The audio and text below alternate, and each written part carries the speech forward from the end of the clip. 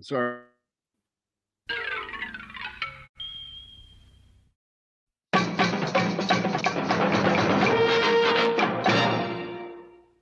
But that's all right. It's me and you. We got a special kind of friendship. I am not your friend. Sure you are. Fishing buddy? What is it?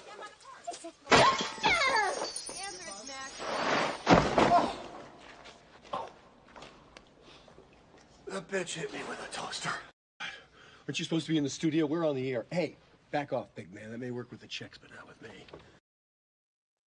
There we go. Gary, you know we're a lot alike. I'm a dick and you suck. Did you look that joke up? Write it down? No, I heard it on an Eminem song like 20 minutes before, and I was waiting to spring it. Use it. Then you pull a dick move, so I was like, all right. All right, there we go. So yeah, he started to talk, but I'm like, I've already hit start. It's taken a minute, so I wanted to stop people. So what were you going to say? I don't remember. You and your daughter? Oh, you said something about young Sheldon, Sean Wallace Shawn, Yeah, and I'd never watched Young Sheldon because I kind of refuse. We watched it, but better my than daughter the and my wife show that watched it's it. been And of. they liked it. It's It's really better good. than the show it spun off from. Big Bang Theory. I like yeah. it. No, I love Big Bang Theory, but the last 4 seasons were like, eh. I didn't like Big Bang Theory at all because I kept telling people those aren't geek nerds. They're not all, that doesn't represent what nerds are. And it really annoyed Keith and I that this show, everybody thought that's nerds. I'm like, no. Nope. I grew up a fucking nerd, but we also could throw punches and we fought bullies and we didn't stand up for being picked on. And but they always show these geeky science guys. It's like it's not all. And when they go to comic stores and shit, all of them are the same way, and it's annoying. They are you have to caricature understand of how normies see nerds. No, You have see to nerds. understand. Listen, So let's hold on. I like the let's just- show. I like the show because it made me laugh. It went a little bit repetitive of the last 4 seasons. It still made me laugh sometimes. That's why I watch. Also, like there's a common thread between the first Revenge of the Nerds and the Big Bang Theory. It's just that they didn't get the gotcha moment. Because the nerds in Revenge of the Nerds actually did fight back in their own way. In their and they own way. won. Yeah, and they won. The nerds in Big Bang Theory And didn't they put up a grape a fight. girl. Yeah, let's go, Martin. Your turn. Your turn, Martin. What I was saying is, it is what you see in the Big Bang Theory is a bad caricature of how normies think nerds are. Exactly. That was Keith's and my beef. And don't get me wrong, I watched a few episodes and I found a couple pretty funny. The first season, I love the ongoing gag about the elevator. I love that. Kaylee, They Yeah, blew well, it up in season enough 1. said. What did you say? Joe. Kaylee Kuko. Enough said. Yeah, Daily look, That is Cuoco, that is not Joe speaking. That is little Joe speaking. that is Yeah. Little Joe. Or as he calls him, Mini Me. Nothing. No, Okay, quick. I found it funny, but it's not a show for nerds. I don't think so. I think it makes fun of nerds, and which is again what we had a beef with. And but there were some really great episodes in it, and I loved Laurie Metcalf as Sheldon's mom. That was one of my favorite characters. Was when she would be on the show. I mean, and the what whole I joke also about loved Hollywood's mother, when you they always just hear her left voice. when they was spun funny. off the series. That Laurie Metcalf's daughter played the mother. She was playing That the was younger cool, version yeah. of her, and I really liked that. Not to mention, I've always had a thing for I just forgot her name, Janine from Ghostbusters. Oh, what's her name? Oh my God, I'm having a brain fart. Janine. Her name is Janine. Yeah, it's just Janine. I mean, people Kelly talk Kuko. about Princess Leia cosplay that turns guys on. Janine for me. I like librarian types. I like chicks with glasses that look nerdy. I just fucking like that. So that's the way it is. And what made me sad is that Anna doesn't wear glasses. Swear to God, you were about to say, I like chicks with dicks. Oh my God, fuck no. He is not that Swear fucked to up. God, it was in my head. Oh my God. I heard a comic comedian tell this story. Yeah, Merry Christmas.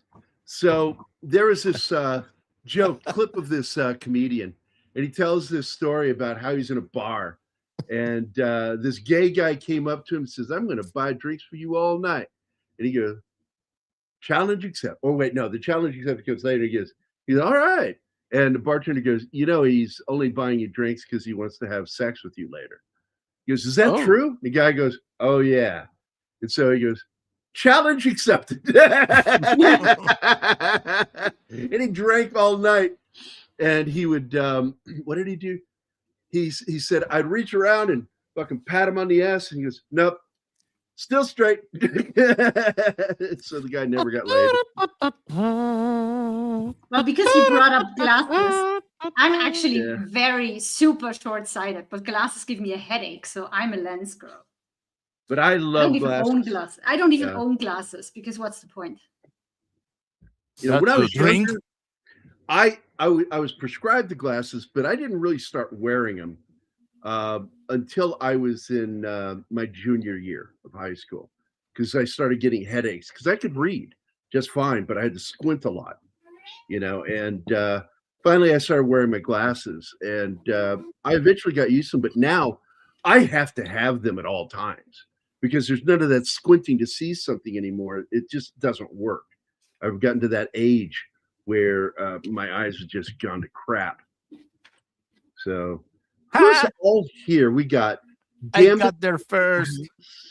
Snorty is in the house. Let's see. Gambits. You have a list. Slasher Fred is here. Woo! And yeah, Martin, every time I take over for you and make a list, he's not using it. He's just ignoring it. I feel you. Well, the last time I looked in there, nobody had written anything down, so I just decided to start doing it. If it's early in the show, please comment. Bitch, I will never keep your list again. No, it's just over the last show that we did, not this last show, but the previous show before it. You hadn't written any of the names down, so I started doing it thinking maybe you gave up doing it. I don't know. No. I'm sorry. If you're going to keep doing it, no, I'll go. No. I'll do it. No, because you want it. No. I'll do it. I'll do it if you want me. No. No. We can do it.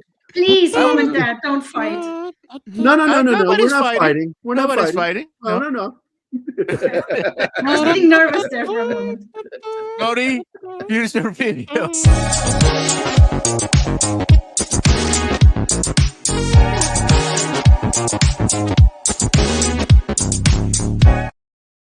Because I was intentionally over talking him, I wasn't even saying real words after I said no. Yeah, I know. I would just go no. What are you doing? I was just doing that because I think it's funny. One of the things I used to do back in school was double talk people, and it really freaked some people out because they would start talking, and I would say the same thing right back to them instantly. It's not exactly, but this is a sample of how because they ran that test on me, the neurologist did, that my brain fires 3 times faster than the average person. It's just firing. And so I discovered I could double talk people. And I stopped doing it because it really, really annoys people when you do it. And it's sort of like if you're talking on a show and you hear yourself in your headset with a slight delay. And it makes you go, and people do that. And it's funny as hell. And I had to stop doing it because it pissed a lot of people off. It made my dad angry when I did it to him, especially when he was already mad at me. How did you survive that? Because I was faster than him. I Oh, told you. he had crutches thrown after him, though. Yeah. Yeah, because Like javelins. because I was fucking with him. I was fucking with him, saying shit to him, and I made fun of him because he told me he had to go to the bathroom to comb his hair, and as he came out, and I said, "Really? You can still comb that shit?" and he says, "Hey, don't go making fun of my baldness." I said, "The American bald eagle. Don't leave home without him." And that was it. He started getting pissed at me. And I just escalated until he started going, "I'm going to kill you." And he starts coming towards me with the fucking crutches. And at one point, I said, "You kind of remind me of an Imperial AT-AT." You're Imperial Walker. That's what I said. And that made him, like, he's laughing, but he's angry. Every time I make him laugh, he gets angrier. And finally, at one point, I said, "Hey, man, I got such a lead on you. You want me to slow down?" And I acted like I had crutches on. And that's when I learned that those crutches are not attached to my dad, that he can throw them. He threw it like a spear, just one, threw it right between my legs. It bounced up and hit me between the knees. And I went down fast. But I also rolled over and got or face up to get up, and he was on me, and I let out an audible fucking scream. I was like, "Yeah!" I ran out of that apartment, and I didn't go back until his best friend, Mr. Cody, who's still in my life, got him to calm the fuck down, not kill me. Speaking of javelins, I helped my son do his paper about old Greece, and they were supposed to compare Athens and Sparta, and I was like, "Son, I have the movie for you." 300. Yes, I was trying to explain to him what hoplites are, and he's like, "What the fuck are you talking about?" Without the fuck part. What are you talking about? It's like, hoplites. Don't you know? Did they not talk to you about hoplites? It's like, no. It's like, well, I have a show and tell for you. And I showed him the first battle scene in 300, which is great. At Thermopolis. Yep. Yes. Bert will devour Tiny Tim. He does look tasty. I bet he tastes good with a little brown sugar. And let's see. I wanted to go back because I saw another friend of ours is here today. Look at that. It's Ariel Ballette. Sorry. And this isn't Muppet Christmas Carol? No, it is not. But I will. Thankfully, it is not. I will be doing that movie next Christmas. This is the greatest Christmas movie of all time, is what it is. I watched it. I didn't like it, but I loved the performance by Michael Caine in it, because he chose to take the movie serious and pretend like the Muppets were real people. And he acted like he was in a proper Christmas Carol movie. He did not get into the yucks or the silliness. He played it straight. And I enjoyed that. I did. And I'm like, he's a really good Scrooge. First of all, he's really good at getting angry. Who doesn't love Michael Caine when he gets angry? I love it. I love it. Mr. McGee. I mean, there was another person who took it seriously, Frank Oz. Well, yeah, for different reasons. He is like Saturn devouring his son. Wait, there was another one there. Andy. Where did Andy go? Yeah. There it Saying, is. hi, everyone. Hello back to you, buddy. Good to see you, mate. And I wanted to say the traditional Scottish greeting, Olive. There you go. We also have a breach. I want to put my twinkly bits on there. Meet the Spartans, but I recommend for you, Mephisto, to watch the classic film from, I think, 1960, 62. It was 2? Spartans. Yeah, the 300 Spartans. Oh, you already had it up there, because I remember watching. I have it on my hard drive. It's a good film. And if you don't have a copy, I can share it with you. It's a very good film. And I thought it was more, I'm not going to say fact-based, but they stuck to the facts better in that film than they did in 300 by Zack Snyder I and Frank wasn't watching 300 to get the facts. I was watching 300 because it looked awesome. fun. And it's ass kicking too. Great violence. It was one of those films where I didn't need any extra bits. That's why it was one of the more successful Zack Snyder movies. So no chicks with dicks. You know, extra bits. It didn't need anything else. It just needed like fun. Right. In terms of history, I know the history. I knew the history before 300. Just because I used to really, really love weird stories in history.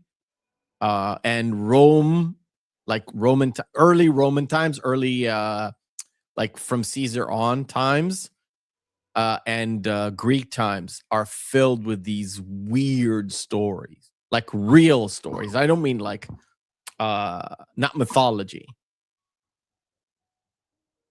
but like the real historical events behind Homer's because they often leave Iliad out, and that sort of thing.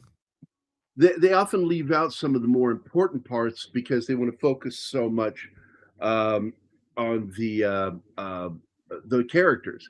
And so in 300, including the graphic novel, because I do like the graphic novel, it's a tabletop graphic novel. It doesn't read vertical. It reads horizontal. And I love that. They did that. And but anyway, they leave out the sea battle. But they put it in the second movie, which was shit. But there was a sea battle going on at the same time as at Thermopylae as there was, and there was the burning of the ships. Oh my, so much shit fucking happened in that battle. And I mean, it's an intense fucking war. Yeah. And the only reason this was really happening was because what's his name wanted revenge for his father.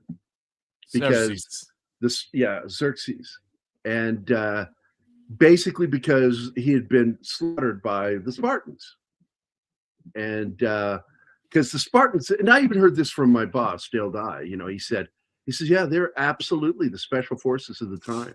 Nobody could fight like those guys. Yep. They were just, that's all they were. They trained from childhood for combat. It's not just the fact that they trained for combat. The way the hoplites fight is very disciplined.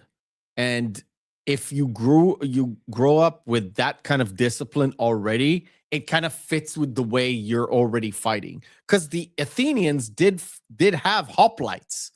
They were just not as disciplined as the Spartans. Was that? Have I ever visited Masada?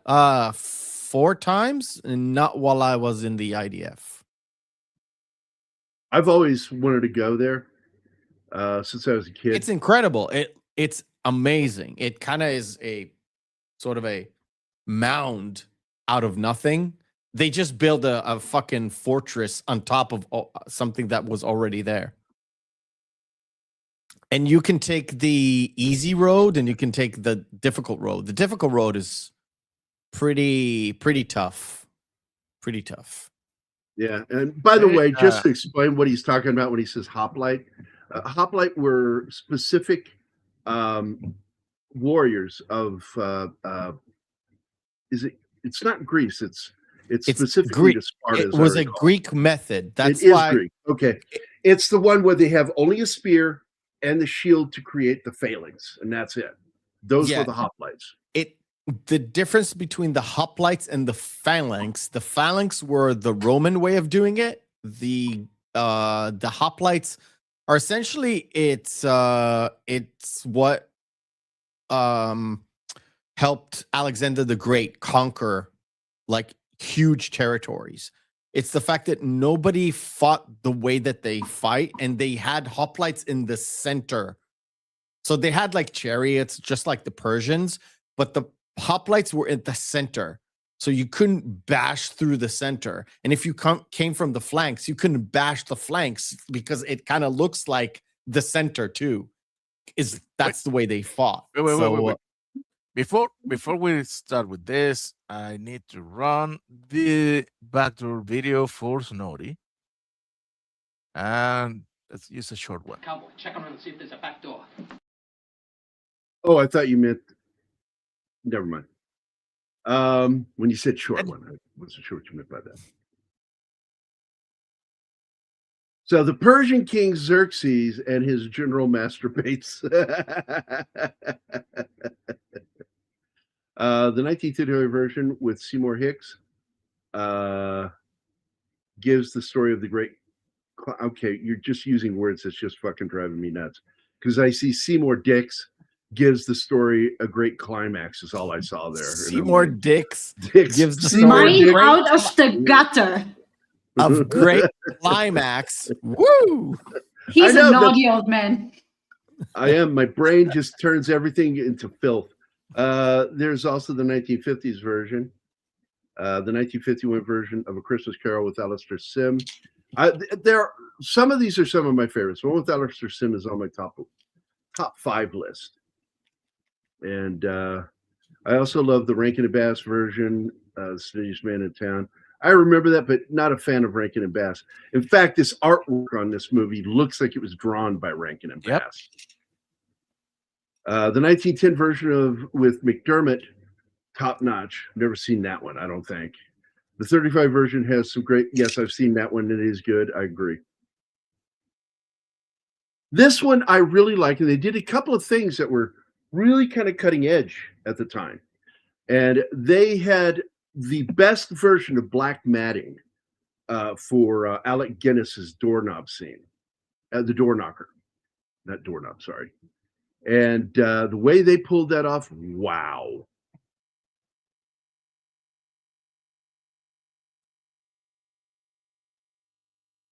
The original story is the Charles Dickens story, right? The Christmas Carol. Yeah. And it was basically a lot of people misunderstand it, and I've seen interpretations on film and television where it's like they didn't fucking understand what he was saying. You know, it's sort of like anti-rich. And there's kind of a little moment of that in this film where they're celebrating Scrooge's death in the third act. I mean, it's not really what it was about. A tale about redemption. Scrooge's redemption. Personal redemption over being miserly, but the main point that he was going after in his writing is how disconnected he is. That he is withdrawn from humans, other people, where he's emotionally detached. And he reminds him how to reattach his emotions. Just like the Grinch. Family. Yeah. Grinch doesn't hate Christmas. He's just alone. His heart grew. Yeah, and his heart grew 3 times size that day, which killed him, of course.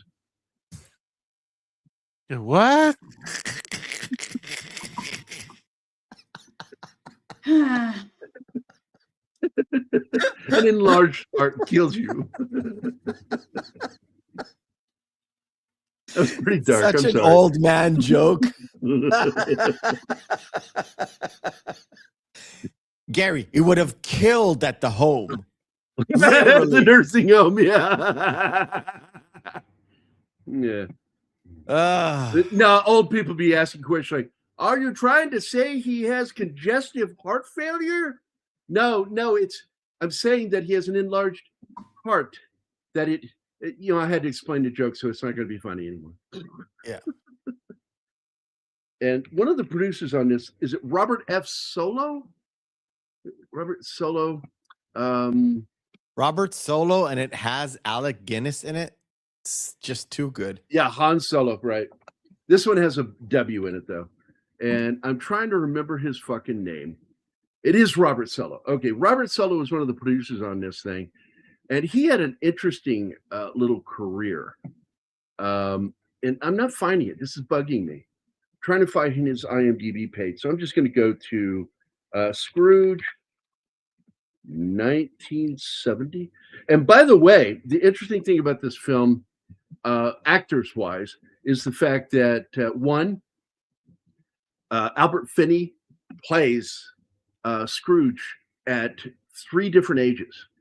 Not the child, of course, when he's in school. They had another actor play that, but from then on, that is actually Albert Finney playing all of them, from the old man Scrooge to the 40-year-old Scrooge to the 30-year-old Scrooge.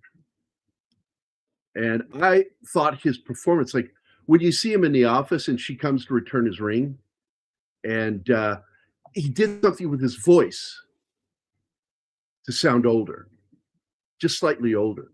It was really fucking good acting on Albert Finney's part. And he, of course, does talk singing in this, which I like.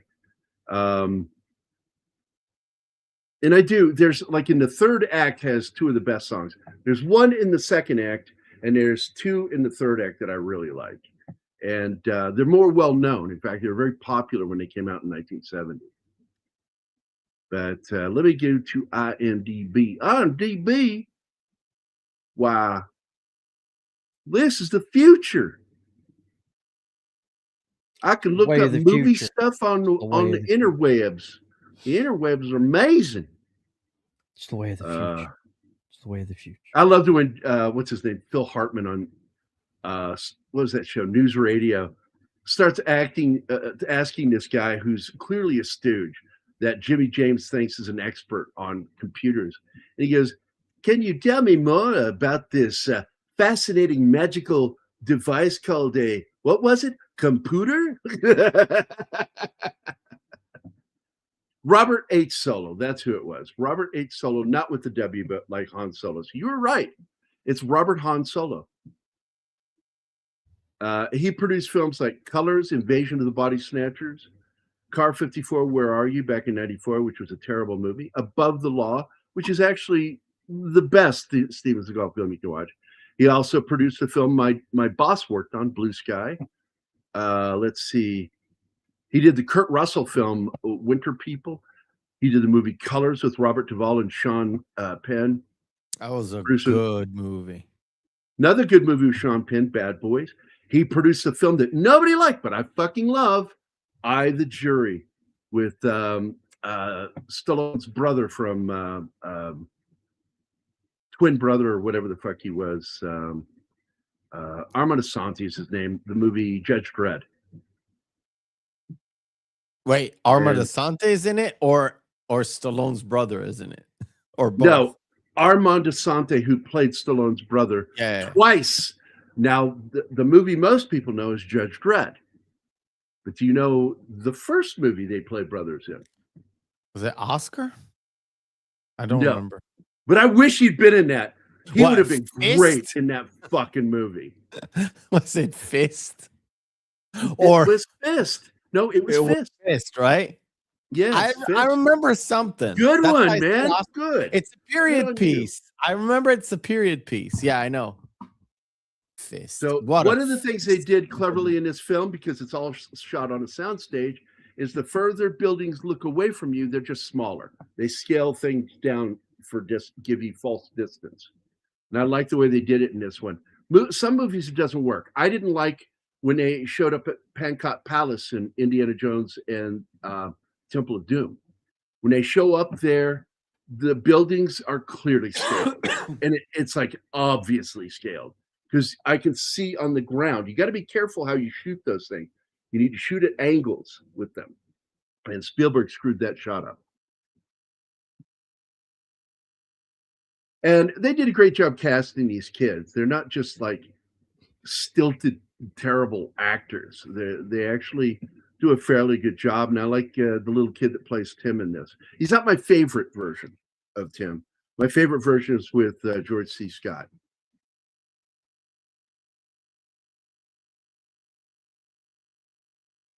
And look at that that goose doesn't have any meat on it, man.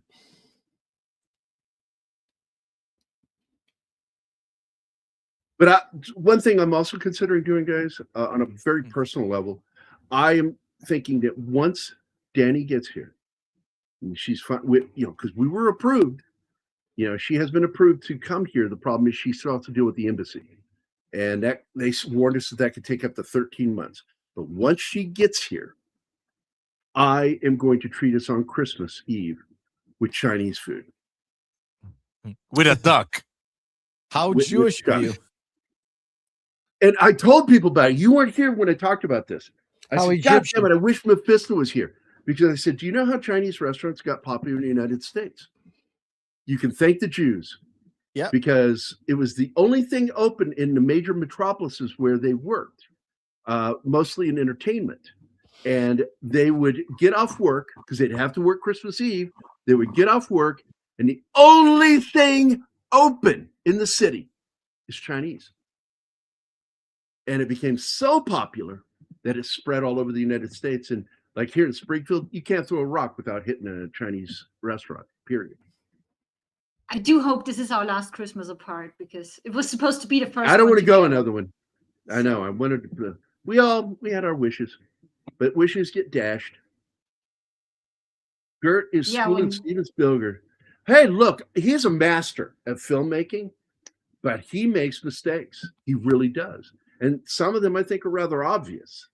And that's one of them. The way he shot, the angle he shot when they entered Pankot Palace walls. And you see that building in the background clearly fucking designed to look smaller. And it doesn't look further away. It just looks smaller.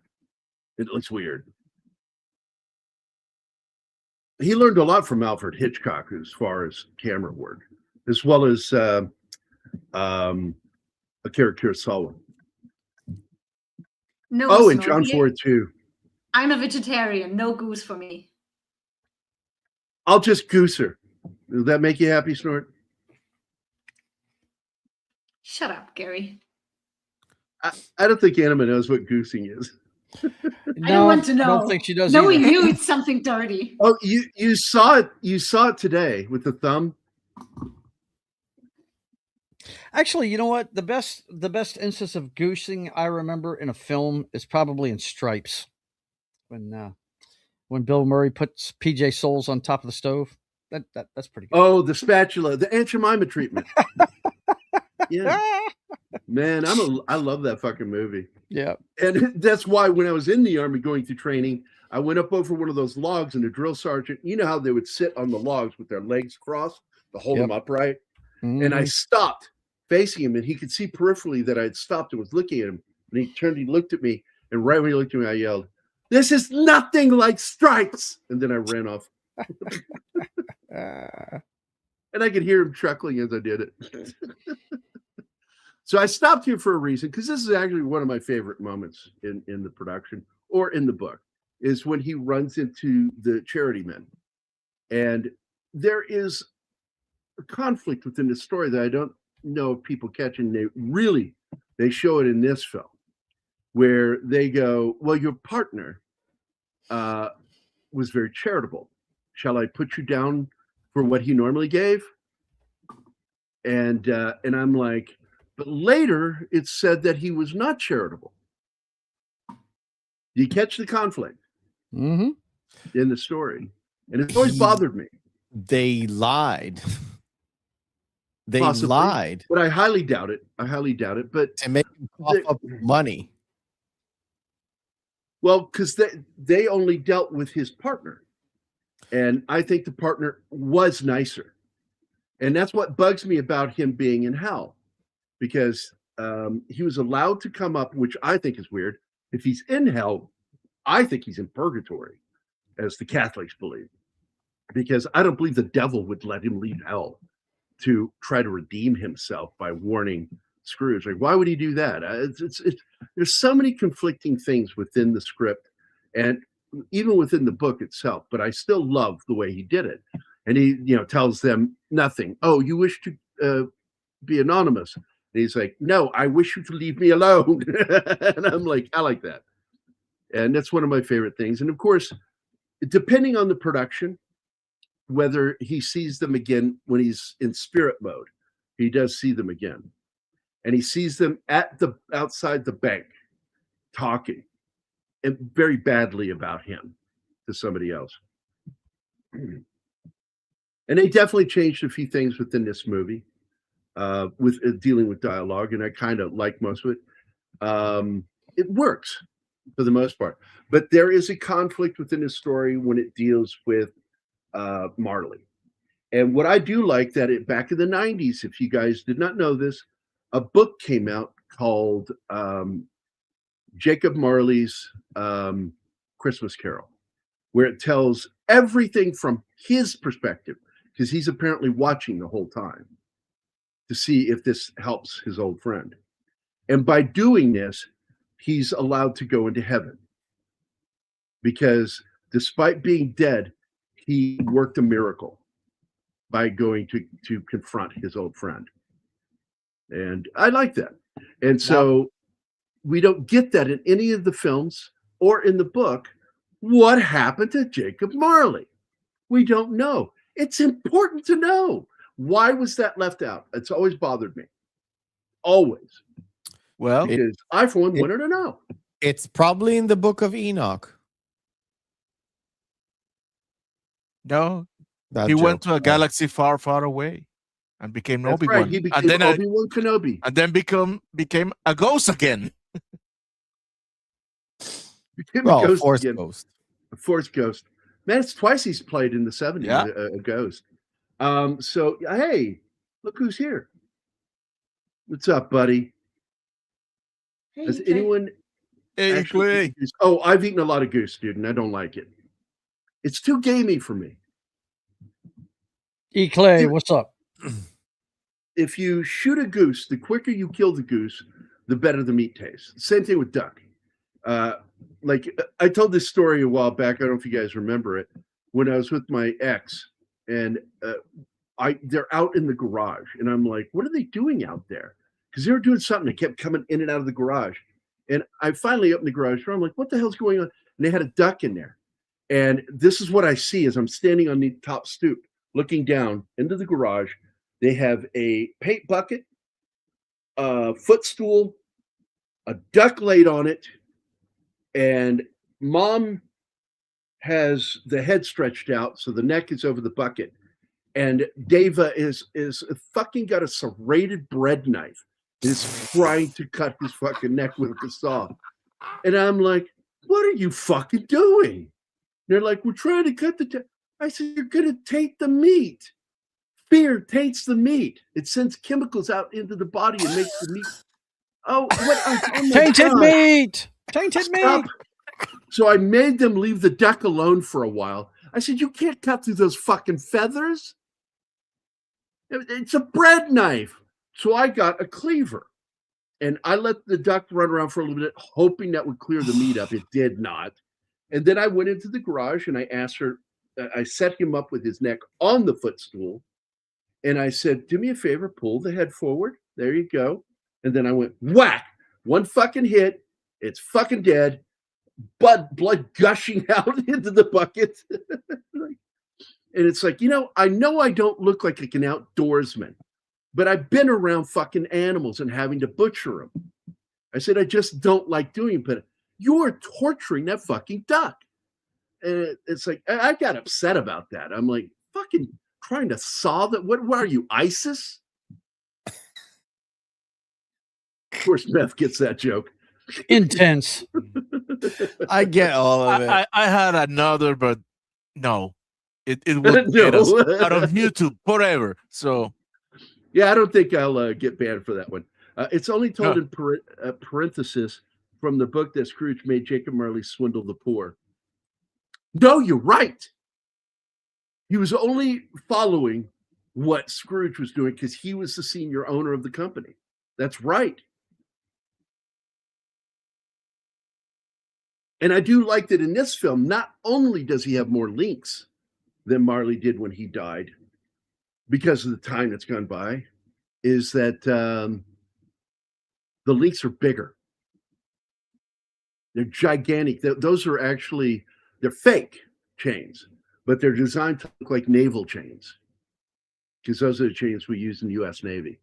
My grandmother used to swim the chicken around until they broke its neck. Then they'll chop it off. Yeah, well, what we did when I was a kid is, and I saw my grandma do this, whip The chicken. Grab the chicken, whip it, breaking its neck, and then and she would chop the head right off. And absolutely. Because if you don't, do you know what happens? It tries to run around. I learned that in ROTC, man. You just whip that thing and you watch it run around for a second without a head. There it is. Hold on. I got to pause it here. This is so fucking cool how they pulled this off. Now, one of the ways that I figured they did this is through using black over his head and then in the same position. I also considered the option that possibly that the ornament in the middle may have been removed and he stuck his face out and they filmed it, which is why it's semi-transparent and not solid. And that may be the other way they did this. But it's a great effect. I loved it.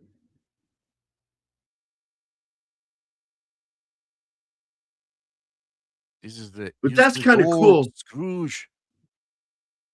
That is a really cool way to do it. Yeah, I like that.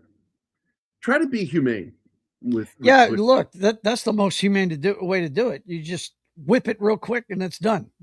It's over. And like he said, whip it good. Whip it good, baby. And then you get to watch the chicken run around with its head gone for a couple of seconds. Excuse me. We need to do I, the Jury. We talked about this earlier. I don't want to go into it. But if you've never seen that movie, Meph, if you like Mickey Spillane, that is actually a really good film, and I did like it. Who's Mickey Spillane? He's the guy who created Mike Hammer. Oh. He's the guy I think I write most like, because I love reading his Mike writing. Hammer? Oh, you didn't know about Mike Hammer? It was a detective show. The star was, oh my God, Stacy Keach. Stacy Keach, there you go. Okay. Stacy Keach was one of the best Mike Hammers. My only problem with him, he doesn't know how to say helicopter. He did it several times on the show. He's one of those people that calls it heliocopter. And I've seen other people do it, and it's fucking weird. Can you imagine a nuclear helicopter? Yeah, I gotta love those people that add an extra O to helicopter. I know. Now, I will point out here, also dialogue has changed here because I recited what the lines were to Anima, and he says it differently here too. It doesn't bother me, but I prefer you say the lines the way they were written because they were perfect the way they were written. And by the way, my favorite book of all time is Charles Dickens' A Christmas Carol. And then 3 other books are in my top 5. So like there's only one other book outside of that. Can anybody guess what that was? The Good Book? No. No, that it burns, should be. That burns Gary's fingers every time he touches it. Yeah, I tried touching it and catch fire a little. No, Herman Wilkes or Herman Wouk, however you want to pronounce his name, The Winds of War is one of the greatest books ever written. It's either Wouk or Wouk. It's O-U. It's W-O-U-K. It's either Wouk or Wouk. I don't care. I just love that book. And I even have the miniseries with one of my favorite noir actors of all time. In fact, he was the last really good Philip Marlowe in Murder, My Sweet. And just a great fucking actor, Robert Mitchum. You just can't beat him in that movie, man. Anyway, I'm amazed at how Finney did this. They didn't use much makeup on him. The way he turned his face, they put some shit around his eyes, around his lip, and they gave him the false balding cap to wear. But man, how he contorts his face. He looks like a fucking old man. Scrooge is all about the scowl. You can do a light scowl and a deep scowl, and it actually transform how you look. Even you can tell he's 30 years old, right there. Oh yeah, yeah. In the close-ups, yeah, but yeah, he's pulling it off. The old man. By God, Gambit, when you look back, because I'm going to tell you guys something. If you didn't know this, Charles Dickens was the early version of what a socialist is. But it's not socialism of today. It's a different one. Even H.G. Wells was a different kind of socialist. These guys were all about, yes, you should have capitalism because capitalism's required for us to feed the poor and take care of them and to give them better lives than just the day-to-day drudgery. And they believed that workhouses were criminal. I agree. That putting men in prison over debt was a crime. And we don't have that here. It was one of the things we didn't want. And we got rid of it as fast as possible. Because debt isn't a fucking crime. And so the United States stopped putting people in prison for debt.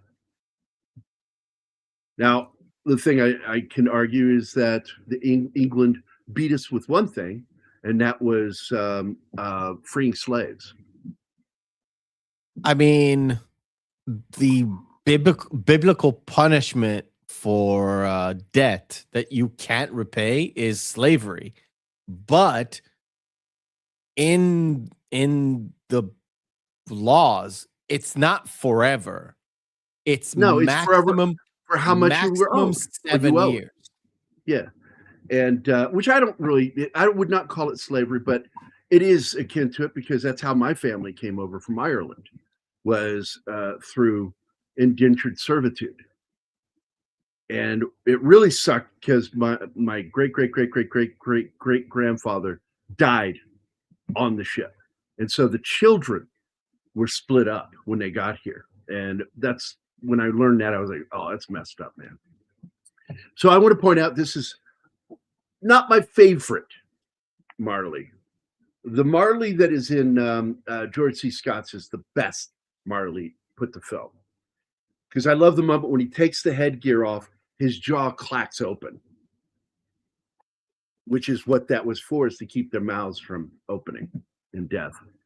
And I like the bizarre way Alec Guinness walks. Like he's walking through water or he's reversed. He's walking forward, but he looks like he's walking in reverse forward. It's bizarre the way he walks, and I love it. It's really weird. Hey, Zax. Merry Christmas. Oh, Shirley is here. Hi, Shirley. That's awesome. She's one of my oldest friends. Let's see. And of course, my buddy, Zax. For Zax, I'm going to give him the classic Sean Connery greeting, which is greetings. There you go. Greetings, Zax. He's flowing like a street dancer. This is an early version of breakdancing. Yeah, he's rolling his hips or something. It's very weird. Yeah, because the United States started, we had, before we were just colonies, we had debtor prisons. We did. And but by the late 1700s with the Constitution and all of that, it was decided we need to do away with that shit.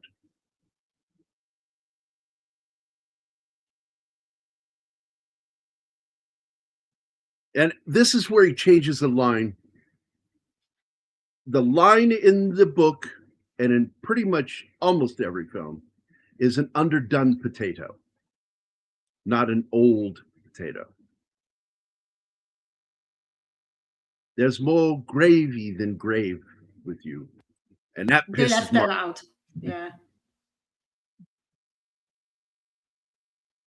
Yeah, he didn't say it in this movie at all. And that's one of the greatest lines when he says, there's more of gravy than grave with you. Like, oh, man, that would piss me off if somebody said that to me and I was a ghost. And then I'd swing at him and miss because, I'm dead.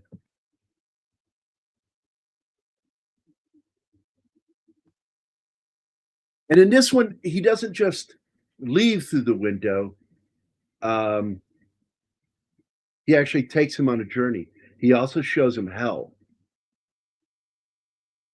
In the end, so there's some scary moments in this film. When I was a kid, this movie scared the shit out of me. I mean, there's a scene in here that I think is scarier than anything I ever saw in a Hammer film. When he wakes up in hell. Oh, when before that, when he stands at the grave and turns around, and all of a sudden it's death and not his ex-colleague, and he falls into the grave. Yeah, falls all the way backwards down into to it. hell. Yep. That was scary. Now, like I said, his chains are your standard large chains, whereas the chains that await Ebenezer is giant ocean liner type chains. And yeah. I'm like, holy shit.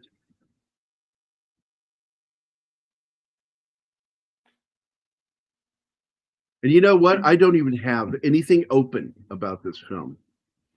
I love the effects here with the ghosts. This is very well done, and they're creepy. This is it right here. When you start seeing their faces, they're horrifying. And I saw this when I was 8. Amazing how they can use old camera techniques and make it look eerie. Yeah, because to me, this looks as good as a scene in Raiders of the Lost Ark. Yeah, that's exactly what it made me think of, the Yahtzee face melting scene. Yeah. Yeah, that whole scene. And I think the ghosts in this look better than in Raiders. And that was done by Industrial Light and Magic. I've seen that one. That's the one with one of Farley's brothers, I think. My favorite's still the Bill Murray one. Love it.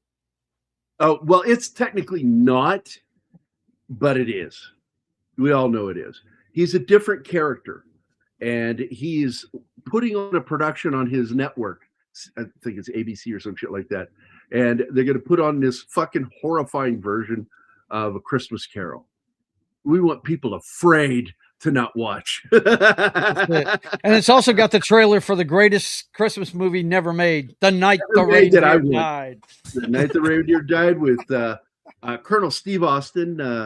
What is his name? Lee Majors. It's pulling Lee in the Majors. exact same fake minigun that was carried by what's the character's name in Predator? Oh God, the minigun. That's Jesse Ventura, but Jesse Ventura. I can't remember the character's name, but Jesse Ventura is carrying it in the movie, and it got used again. Blaine. Another Schwarzenegger film used the exact same one. Yeah, Blaine. What a great character. Blaine? That's not a name. That's a major appliance. That's not a name. I got time to bleed. You know, I fucking love his character, and he's also a former Navy SEAL. Yeah, I can see you're all a bunch of Kansas City Graggots, right? All right. No, the next film it got used in was Terminator 2. The scene where he's up in the window shooting down. Oh yeah, where he's ripping all the cars. That's apart. the same gun. They use the exact same. Zero deaths in that scene. His counter never hit any. Because it has a real gun in the center. That barrel is at the top, you know, or in the middle. In the middle is the real gun. And the way the flame shoots out, you can't tell, but it's the center barrel that's the real gun. And they have just rotating barrels that don't do anything but rotate.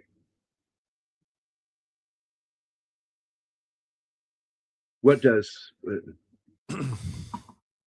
Anyway, guys, I am going to bed. All right, buddy. We'll see you later, man. Have a Merry Christmas, and I'll try to join you for Lethal Weapon on Friday. Take Merry care, Fishnuts to you, and Happy Hanukkah. Merry Christmas. Happy Hanukkah. Hanukkah's over, but I'll take it. I know you will. Better late than never. Of course. See ya. Good night. Bye. It's probably already Christmas over there where he's at. What's this? I'm going to leave early because I've only seen the first 35 minutes. Oh, of this version? Okay, yeah. Because it will be spoiled. We will be spoiling it for you. Can you really spoil this story? I mean, come on. Good night, Shirley. See you later. Yeah, it's really old. So Like, Kind of hard to spoil this movie. If you've not read it or seen a 52 production years of it, old. Not just the movie, the book itself. I mean, good Lord. well, there are some differences. Like right here, she is described as minuscule, like a child, with long hair, and she glows brightly, which leads to the line, "It was so bright. Can we not extinguish it?" You know, and she says, "Would you extinguish the light of joy and happiness. And I still love this film, but they do change that again too. They make her into an old woman. I think the best version is the one with George C. Scott again, but I also really liked. Oh, who was it that was in that?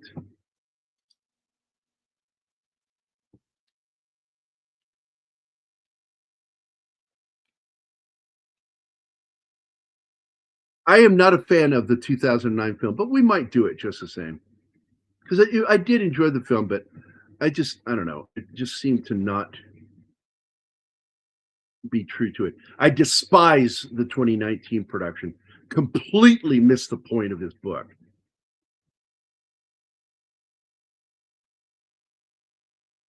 I'm going to go look it up. How can you do a movie about this book and completely miss the point? Like, how fucked up do you have to be able to achieve that? People that are working in Hollywood today don't know shit about writing stories. So, yeah. No They're wonder. probably barely even able to read. I got to find out which one he was in. Because again, it's that actor that we still have him, but I don't know what's up with him. I love him as an actor. Is Joel Grey, the father of Jennifer Grey. Like, everybody assumed he was gay. No, he was banging pussy. Got a kid out of it. A couple of them. But he was in a version. I got to go look for it right now. That he was, as I recall, the angel of Christmas Past.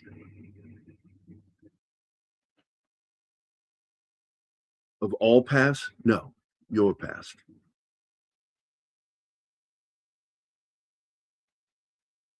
Slasher Brad says the movie The Man Who Invented Christmas is almost a biopic on how Dickens came up with the iconic story. Oh, here it is. It is the 1999 version with Patrick Stewart, which I love his voice when he reads the story, but he is not very good, in my opinion, as Scrooge. He just looks like Picard, and that's the problem. He looks like Picard, and I can't get Picard out of my head when watching him. But Joel Grey played the ghost of Christmas Past in that one, and I thought he did a terrific job. Is there anything Joel Grey doesn't do well?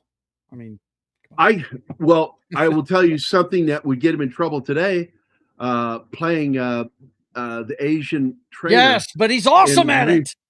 But he is great. He's Chun, master of Sinanju. Chun. That's right, Chun, master of Sinanju. He is great in that fucking movie. I really. But we must hurry. Soap operas. Find out what's going on with his soaps. Because he doesn't care about like literature or anything. He just watches soap operas. That's all he watches, and it's funny. It is so funny. You're amazing. We have yet to cover that film. We've got to cover that film at some point. I am better than that. Yeah, you need to do Remo Williams. It's based on, my dad had every freaking copy of Destroyer. The Destroyer. Yeah, the Destroyer. Yeah, he had every one of them, man. Yep. I was really happy now, but sad at the same time when IDW turned that into a comic series.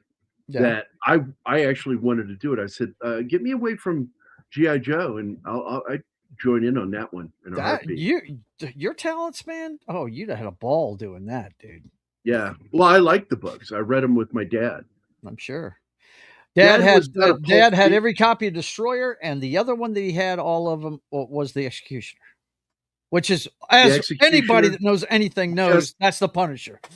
Yeah, the Executioner is what I think led to them stealing it and making it the Punisher. Yeah. But I will tell you that my dad had both book series in the bookshelf. Mine did too. Yep. He was not a pulp reader. He didn't like pulp fiction. I'm not talking about the movie, but what actual pulp fiction is. Yeah. But those two series, just something about that. At that time, a lot of guys were buying those, man. They were. Well, it's straight up combat. in it, and guys like that shit, especially guys like my dad that was a soldier. Yeah, Stewart is too identified with Picard, exactly, and it just takes me out of the story. And this is amazing why Scrooge and the ghost of the past watch the younger self amidst a huge crowd from their Christmas party. Yeah. I need to go back and watch it because it's been, well, I haven't seen it since 99. That's 26 years, man. My favorite role that Patrick Stewart's ever done is the father of Guinevere in Excalibur. I love him in that movie. That was before awesome. He was Picard. Way before he was Picard. A little hair. Yeah, he was good in that one. He also played what was the character? It's an important character in I, Claudius on the PBS Masterpiece Theater.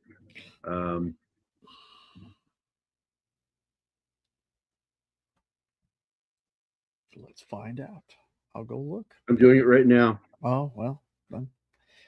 Why am I spinning my wheels with that then? Well, you probably don't know how to spell Claudius. It's not a common spelling. It's an odd name. No, and a lot of people. If I had to spell it, I would say Claudius. Maybe that's the Latin spelling. Yeah, that's how you spell the Latin name. But yeah, here it is. His character in that was Sejanus. Okay.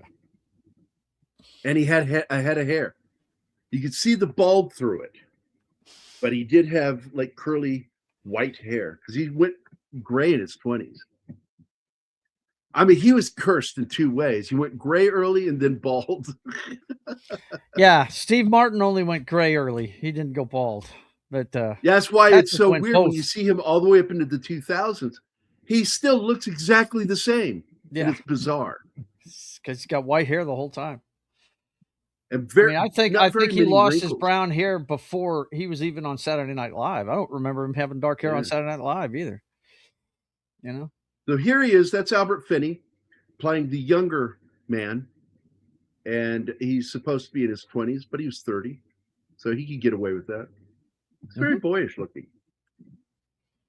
And he's also one of my favorite actors of all time. I fucking love Albert Finney's awesome. Albert Finney, man. He's been to some good flicks. Yeah. And I know he was on the list too for Bond.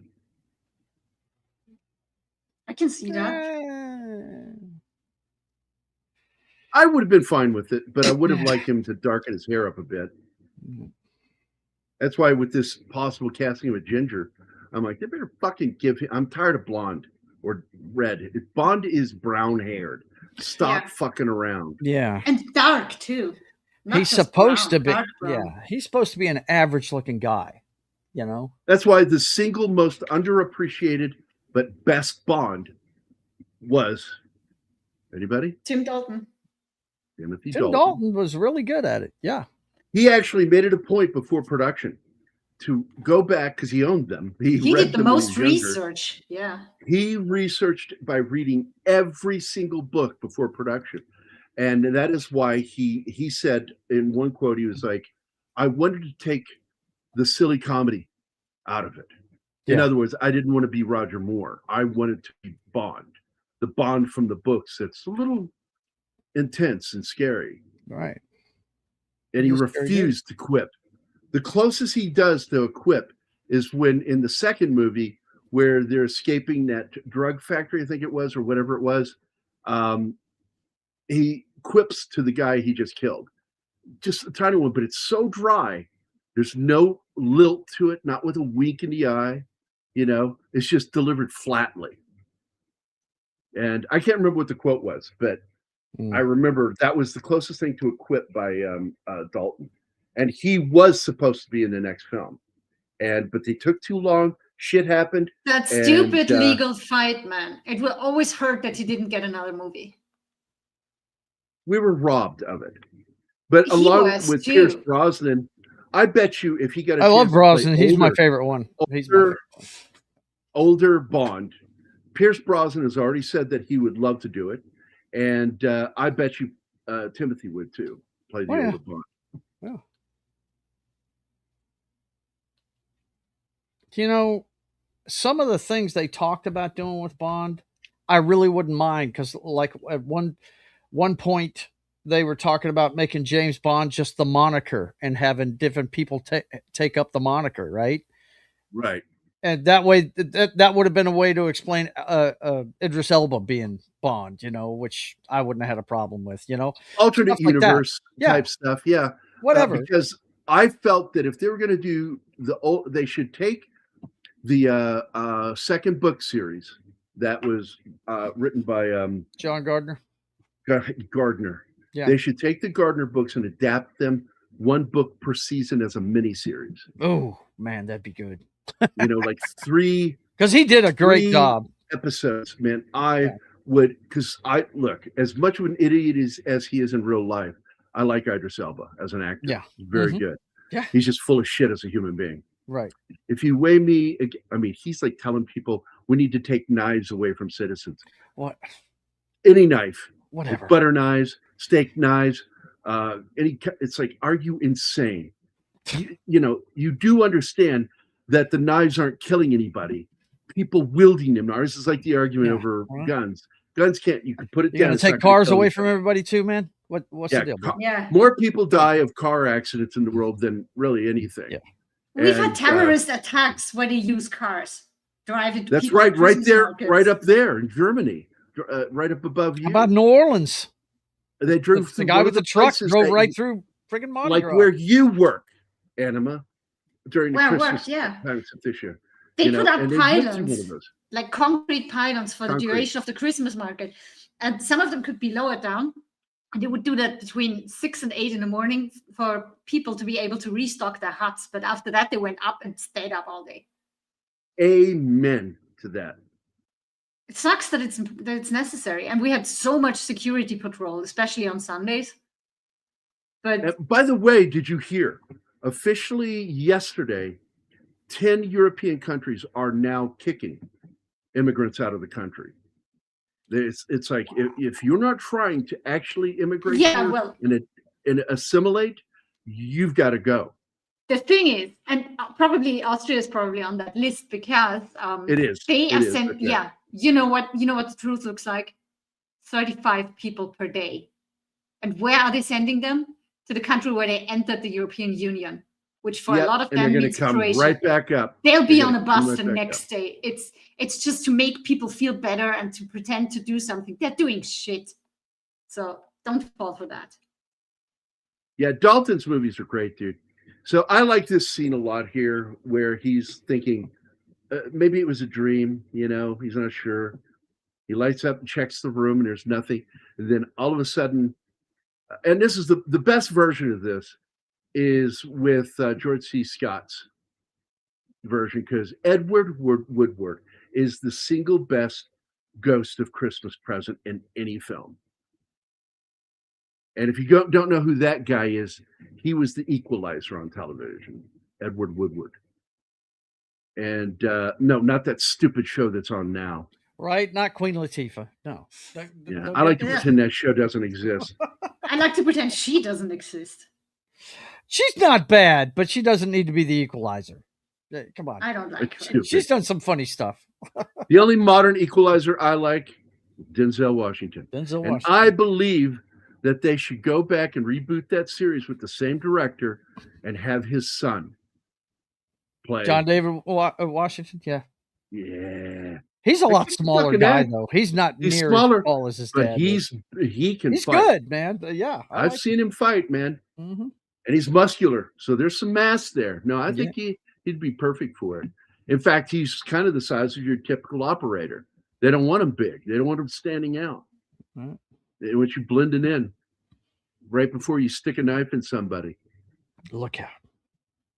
I do love this scene. I think that him being super tall is not well done because I can tell he's walking on a platform instead of with Edward Woodward walking with stilts with a long coat. So it made him super tall, and he learned to walk on those fucking things. He was tall as the tallest Christmas tree. That was the general idea, to make him look like a Christmas Did you say tree. he was the ghost Christmas present? Yes. Yeah. Okay. Not in this film. Okay. but he was in the George C. Scott one, which is my absolute favorite. Okay, I got you. He is in this movie. That's the present. Who is? No, not the character. I'm talking about the actor. Oh. I was explaining Edward Woodward is not in this one. He was in the previous film. Yeah. Or the next film. I like how he gets him drunk and all of a sudden he's happy. And he wants more, more of that stuff. He's drunk on joy and love. Yeah. It's not wine, but it acts like something that boozes him up almost immediately. You could actually say that kind of he's clearly somebody that would be an addict. Scrooge. Yeah. He really liked this shit. Yeah, man, give me some more of that. Give me some more of that heroin. Well, not if he has to pay for it. He would be too stingy. He's not even heating his house. He's not even heating his house very much. Like he has this tiny little flame going and it sits really close to a fireplace and one candle. He has become terrified of not having money. Yeah. And you'll actually find this with a lot of people that live when they get older alone, that they will hoard and they will do things that just aren't normal, and they don't spend their money.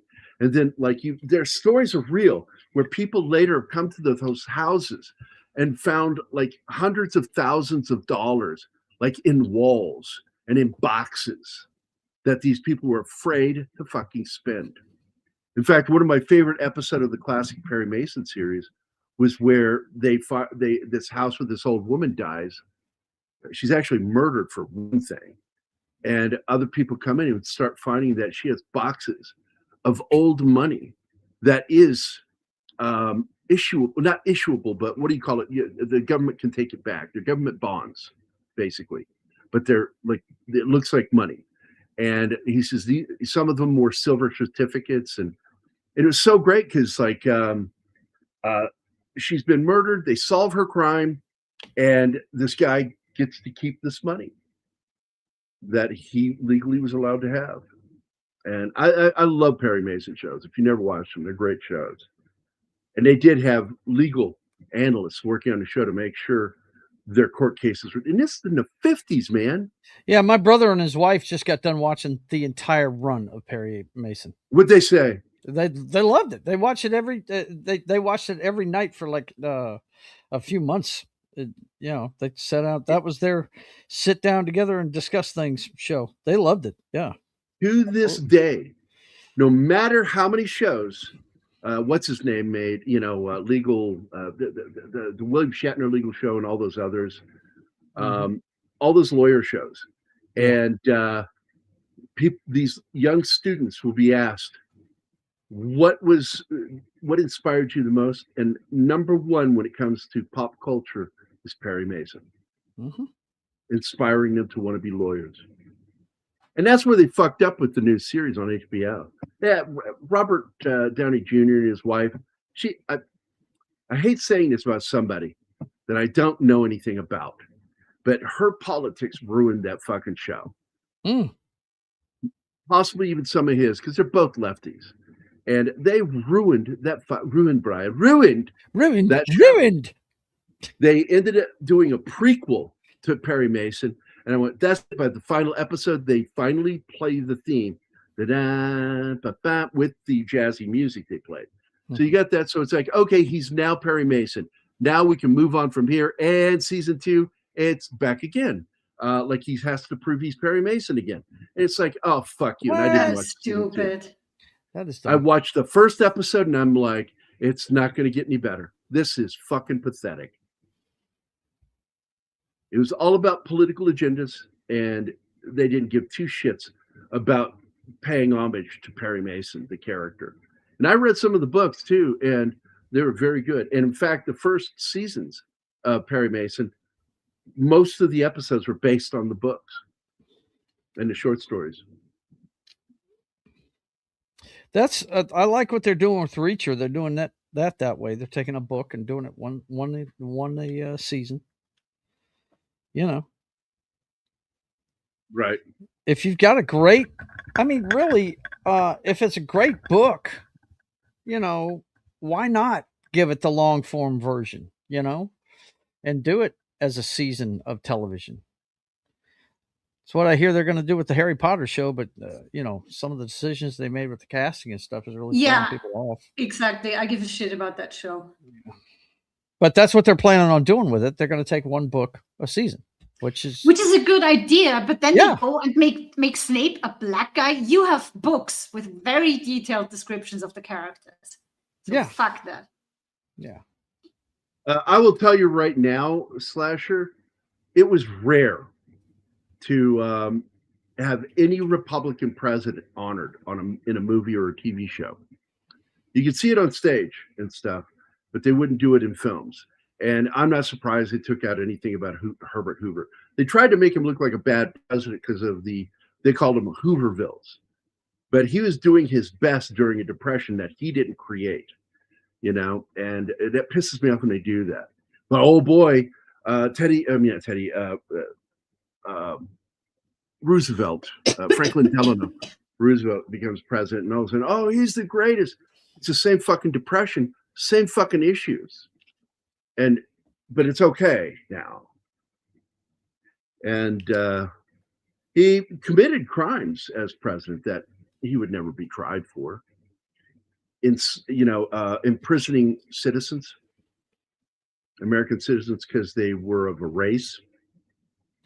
Yeah, that sounds really bad in this day and age, doesn't it? I mean, yeah, wow. It's bad. It's bad then, and I can't believe he was allowed to do that. That is absolutely a constitutional crime. Yeah, that's considered a high crime. This kid, by the way, has an amazing voice. Oh, the little Tiny Tim kid. Tiny Tim, yeah. It's so sweet how they celebrate their Christmas. Well, he starts off flat when he's singing, but then he gets into it, yeah. And it's good. I like his wife. She's kind of a bitch. Just about Scrooge. Only about she's Scrooge. Right. She's right when she says, no, that's not his money buying us dinner. That's it's right. Your you money earned because it. You earned it. Yeah. You've never gotten a raise in 15 years. You are. If you want to thank him, you thank him for allowing me to have a job in hard times, during hard times. Because they were kind of going through their own, I don't think it was a recession. I think there was a mild depression. The world went through several depressions, if you didn't know that, where globally it was affected. We're in the late 1800s, and there's been poverty in England. This is, I think, isn't this 1848 or somewhere around then? I think so, yeah. So it's early, mid, 1800s. Early, late. Back when, thank God, they still had piss pots. I want to bring them back. Yeah. Bring them back. No, I don't want to walk to the house to pee, because by the time I get to the bathroom, I'm awake. We had to have one in our holiday home because the bedrooms were upstairs and the That's bathroom was because your downstairs. dad's smart, at least there. Yeah, that's where he's smart. I swore, I promised myself I'm never going to sleep with a pot of piss in the room again. Read this. That's a fact. Nobody likes to talk about it. It's his social programs and policies prolonged the depression for a few years. It's true. Instead of trying to work on building businesses, he pulled a thing that Obama would pull later by creating government jobs. And that's no different than just giving free money away, because through taxes, that's all that is. Where's the money coming from? The government doesn't have that money. We do. That's our money they use. So that's history, man. History is full of shit like that. Speaking of history, Dickens' book is set in 1843, but this movie is set in 1860. Okay. Still, yeah. Okay, I get you. So it is the mid to second late half of the 19th century, yeah. And I don't think Victorian they had piss pots at that point, because plumbing began in the mid to late 1800s indoors. It began, Gary. That's the thing. It began. So piss pots were around. They were very much a thing in the Victorian era.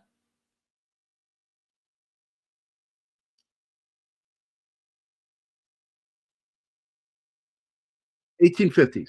Oh no. It began to emerge in England in the 1840s, but it didn't become significant until the 1850s in England. And a pivotal moment occurred in 1858 during the Great Stink. It's called the Great Stink, when untreated sewage in the river Thames created an unbearable odor that disrupted government functions, because the main government building is right on the waterfront. Yeah, that disrupted government functions and prompted urgent action. We don't care if the poor have to deal with it, but my God, we have the money to fix this for ourselves. The event led to the construction of the modern sewer network, spearheaded by engineer Joseph Bazalgette, which laid the foundation for widespread indoor plumbing. And now you know the rest of the story. Yeah. He's having so much fun when they're doing the song. Paul Harvey. And he's trying. He's there. Yeah. He thinks he's there. He's trying to help them because he forgot that they can't see him. But he's enjoying and this, himself. As I recall, this is what was in the book, not similes. I think that this is what they did, this song. And but in some of the movies, they'll show them doing something like similes, which is also a popular game. In this one, you pick a letter. The person, when the person fails, it moves to the next letter in the alphabet. And it's the cat was a, and then it has to be that letter. Magnificent cat. A mercurial cat. You know, and then someone will go and can't think of a word with an M letter, and they're out. That's a fun game. Yeah, this is when he starts thinking about Isabel.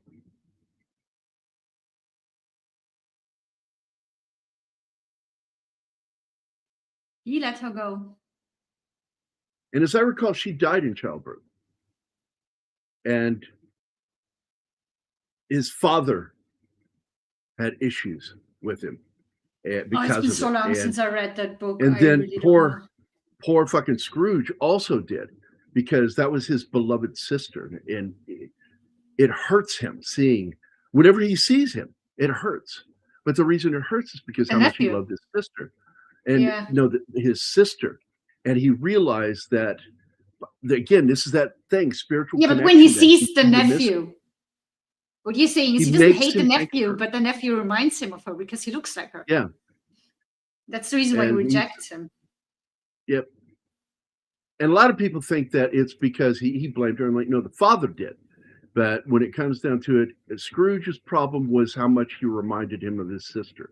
And it caused him great pain. And so he emotionally separated from him. Didn't want him coming around him. But to begin with, he was a neglected child. Definitely. The Simpsons pilot episode, The Simpsons roasting on an open fire, is such a classic episode, which is a Christmas episode. I agree. I don't think I've ever seen that. I have. In fact, all the way up to about 2000, I've never missed a single episode. But I got irritated during the after Sam Simone stepped down as showrunner. The next when they made Homer stupid. And they made Homer stupid. Yeah, that's when I stopped. I continued because I still enjoy, especially the Halloween ones. Yeah, we haven't watched this year's Halloween episode. Have they done? No, we have not. I'm certain they did. Let's watch that after the show. Okay. Unless you go over by half an hour. Somewhere ready. I also like the way the consistency has always been that, he's deaf. He's obviously deaf, but it is the ghost of the Christmas yet to come. Yet to come, but it doesn't mean that he's the ghost of Christmas future, which he gets called a lot, and it's not. It's yet to come. There's a little bit of a hint in that may or may not happen. Yeah, it means it's a possible future. Yep. Oh my God, this scene is my favorite, and I love this fucking song. I didn't pick up that he didn't realize they were carrying his coffin out. Watch, he's out there by that. He's right there at that rail on the steps, and he's looking out at everybody. and he never sees the casket go behind him onto the thing. And once he sits on it, he can't see what he's sitting on because there's so many people. And so he thinks they're all like happy about him. It's heartbreaking. He thinks they're celebrating him, and no, they're celebrating. That makes it even dead. harder when, after learning that Tiny Tim is dead, he says, "So what about me? We haven't seen me yet." And he shows him his grave, and then turns him to death and sends him into hell. That makes it even worse for the character. On June 8th, 1870, Dickens had another stroke at his home after a full day's work on The Mystery of Edwin Drood. Yet he never regained consciousness. The next day, he died at Gad's Hill Place. It is sad. He died while working on his last work. As did Mozart.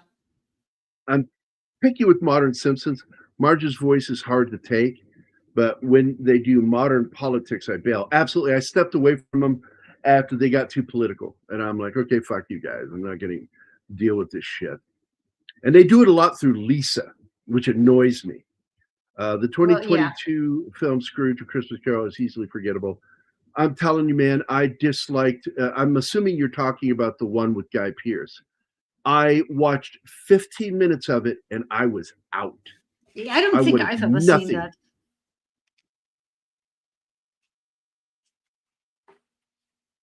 Yeah, I quit watching completely sometime during the 20-teens.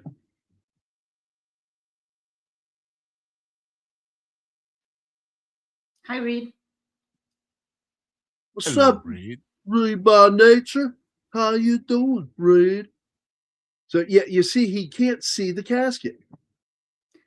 Yeah, but I didn't pick that up. And I was like, why is he happy and dancing with them? Does he not realize that they are happy because he just died? He does not make that connection. I know. And this was a popular song in the early 1970s, from 1970 on. It has 3 songs in this movie that were very popular. Yeah, I knew them without ever having seen that movie. And another film that's a Christmas film, really, in many ways, is Oliver Twist. And the musical version, Oliver, is fantastic. And it has probably one of the best show tunes I've ever heard is Consider Yourself My Friend. Consider yourself my friend. Consider yourself part of the family. I love this little city block they built. Yeah. And I mean, it's obviously shot on a stage because it doesn't look right here. Look real. Yeah. See the angle you're at? This is how you shoot buildings that are scaled down. So they slope the correct way because our eyes naturally spot bad geometry. All humans do. And it's brilliantly done. It's done correctly. And also, it doesn't matter to me that it has this stage production look because it's a musical. So I'm really okay with it. People don't break out into song out on the streets unless you're in Buffy. Well, they do those weird things now. Clearly, they call them not know my family. Well, I'm going to tell you, there is a real thing. It's called, and I had the name in my head. It's called something mob. When Flash mob. Flash mobs. There are people walking around with real people that have no idea what's going on, and then suddenly they pull up musical instruments and shit. And one guy did one I thought was beautiful, that he asked his the woman in his life, girlfriend, however you want to call it, to marry him, and he did it with a flash mob. Oh yeah, I've seen things like that on the internet. And she said no. That was the sad part. And that he shot himself on camera. That never happened. No, in a video game. You should never publicly propose. No, that is something between 2 people. You don't do that out in the public, especially if you've not talked about that before. In Oliver, when he says that, not the kid, Oliver, but the gentleman with the fucking big 2-sided hat, Napoleonic hat. He says, "Please, sir, might I have some more?" What? Might I have some more? More? And I'm like, oh my God, that is a great scene. Yeah, and then he chased Oliver. I really like how they include that line in this one. When Scrooge asks for more milk. Yes, that is funny. I like that. This is, of course, Tiny Tim's grave. He's being shown this is that by. heartbreaking because you can tell by the wooden cross that it's been only a couple days since they buried him, maybe 2 weeks. And you see the family first at home, and they're waiting for Dad to come home because he's late again. And then you learn why he's late, because he visits his son on the way home. And they talk about how his gait has slowed. Yeah. You know, the past. And he used to walk quite fast with Tiny Tim on his shoulder, but then he wasn't much. Like he weighed nothing at all. Yeah. Yeah. It's like, that's wonderful fucking dialogue. It made me cry. That part of I loved it when the Ghost of Christmas Present lays it on him. Well, then maybe he should just die and decrease the surplus population. He's just throwing his own words at me. Throwing his own line back. Yeah. He goes, well, maybe you should know what the surplus population is before you say things like that. And that shuts him down. I think this is where he begins to turn around, when he learns that Tiny Tim is sick, and he asks, is it serious? Not that I care about, but is it serious? So he cracks. And that is when he finally realizes. And I got to tell you, he deserved the Oscar for this. He got an Oscar for this. Oh, wow. No, I said awesome. He deserved. No. This is a British production. Oh, yeah. No. Well, it is Oscar worthy, his performance. Well, I do believe that it won Best Foreign Film, is what I think it won. Hold on, I'm on the Wikipedia page. Now, this is the other scene that scared the shit out of me. It was nominated for Academy Awards for Best Art Direction, Best Costume Designs, Best Original Song Score, and Best Song. British Academy Film Awards, Best Art Direction again. The effects were awesome. Even the wiring effects. You never see the wires.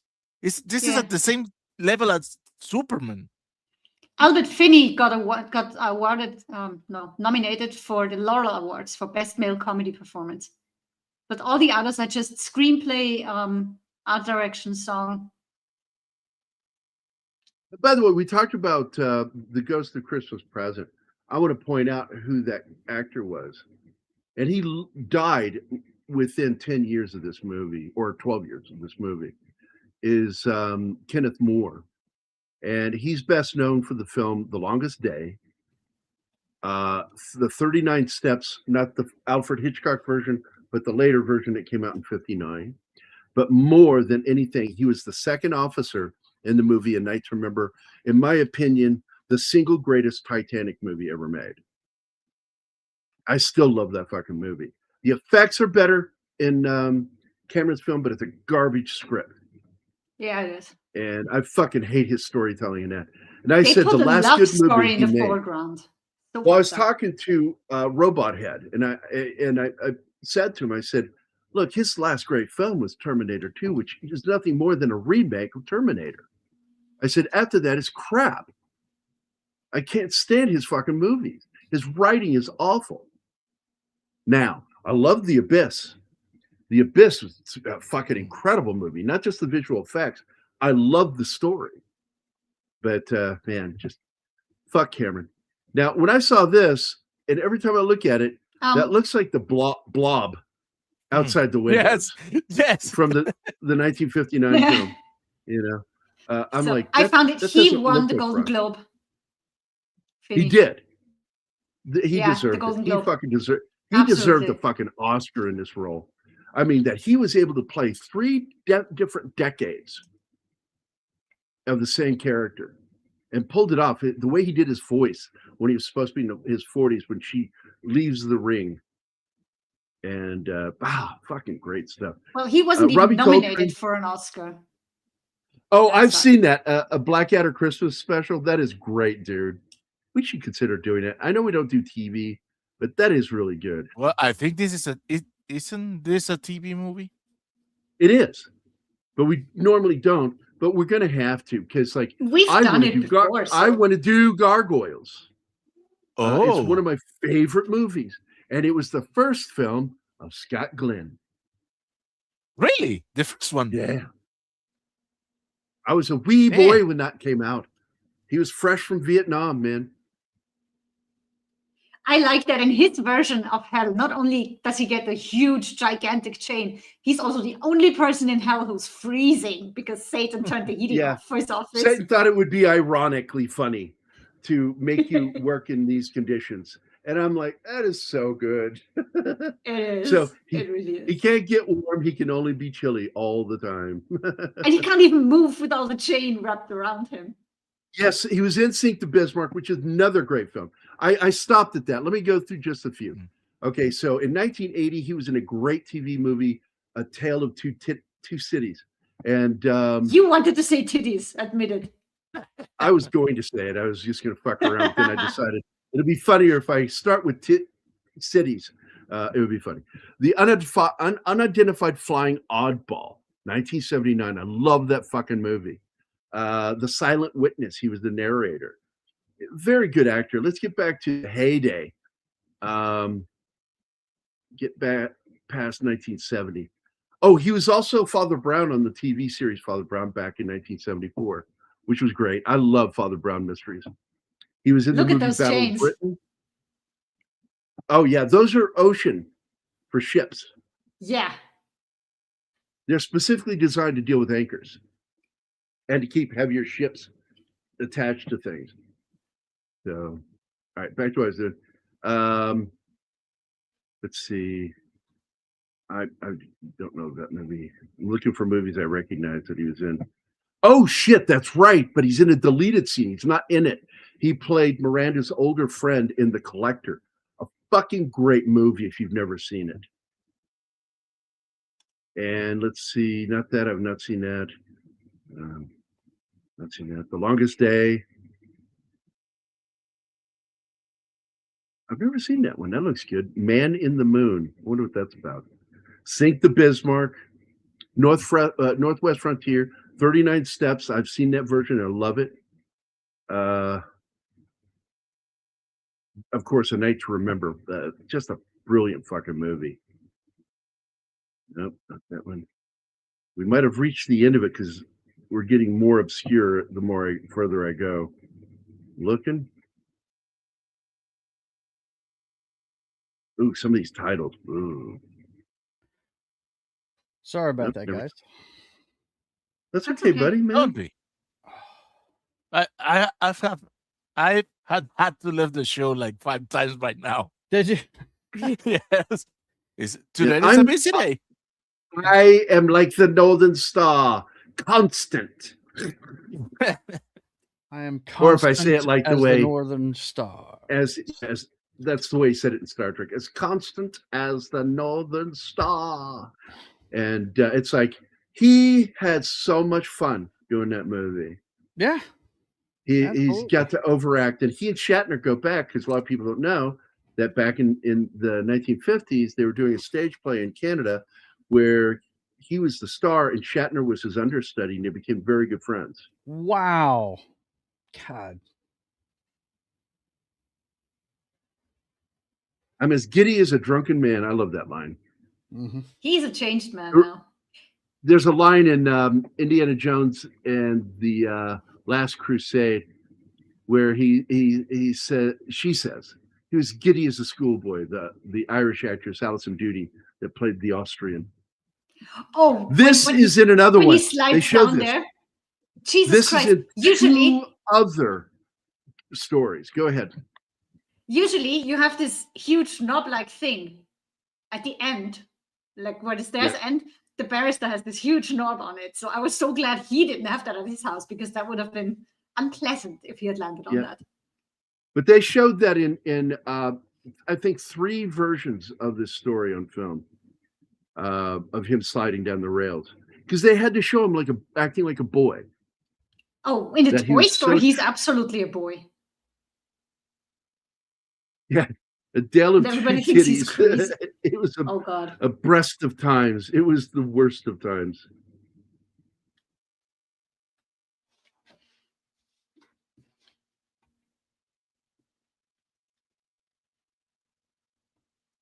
That's really the best part of the movie. I think one of my favorite jokes about a Dickens book was in Monty Python, where the buyer comes into a bookstore and says, I would like to get the this book by Charles Dickens. And he goes, which one? And he says, I would like to have the Tale of Two Cities, but the expurgated version. He's the what? And it goes downhill from there. He keeps asking for books that he doesn't have that are just bizarro. And then finally he asked for this book on birds. And again, he's like, you really want that book? He goes, yes. But as he gets it and he looks at it, he goes, oh, but I can't have it if it has the gannet in it. And the guy, John Cleese, just grabs it and tears the page out. And he goes, well, now I don't want it. It's been damaged. That's crazy. Snorty's calling me out for praising. You're right, Snorty. Well, that's the whole thing of this story is not that he helps people. Is his redemption is by his character's change from being disconnected with everyone around him to reconnecting. And that is the main theme that most movie people don't fucking get. And that's why you get stupid movies like the last version on film. But it's so simple. The ghosts just show him what went wrong in his life. And where he can steer it back. Yeah. I love that goose. And that's a big ass goose, by the way. That's the kind we would have hunted for. And none of that fucking buckshot. People that shoot fucking birds in the air. Fucking rifle.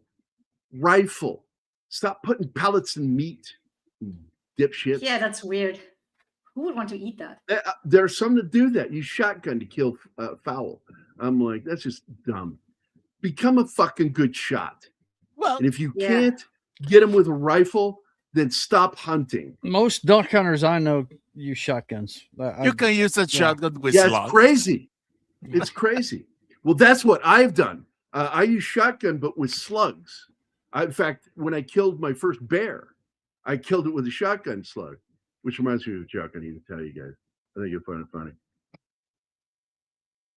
But I'm afraid he comes out and no, it's a really good joke. It's one you'll laugh at.